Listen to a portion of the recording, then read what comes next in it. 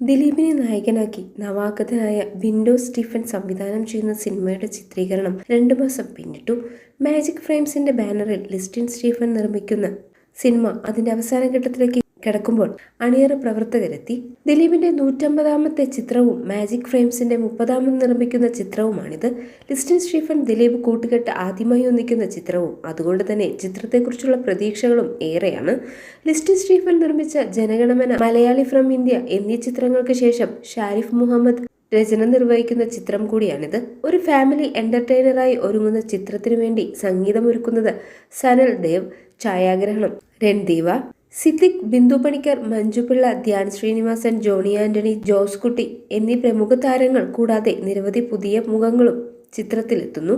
ഉപചാരപൂർവ്വം Gunda Jayan, Neymar, Jana Gana Mana, Malayali from India എന്നീ ചിത്രങ്ങൾക്ക് chief associate ഡയറക്ടറായി പ്രവർത്തിച്ച ബിൻഡോ സ്റ്റീഫന്റെ ആദ്യ സംവിധാന സംരംഭം കൂടിയാണിത്.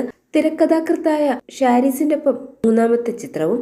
ചിത്രത്തിന്റെ editing Sagardas, co producer Justice Stephen, line producer Santhosh Krishnan, executive producer Naveen P Thomas, വിതരണം മാജിക് ഫ്രെയിംസ്.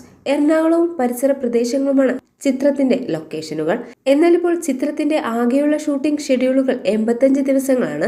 62ാമത്തെ ദിവസത്തിൽ ചിത്രത്തിൽ ഒരു പ്രധാന വേഷം ചെയ്യുന്ന മഞ്ജു പിള്ളയുടെ ഷൂട്ടിംഗ് പൂർത്തിയായിരുന്നു. ഈ ഒരു സന്തോഷം കേക്ക് മുറിച്ച് ലൊക്കേഷനിൽ ആഘോഷിച്ചു. ചിത്രത്തിന്റെ തുടർന്നുള്ള ഷൂട്ടിംഗ് പുരോഗമിക്കുകയാണ്.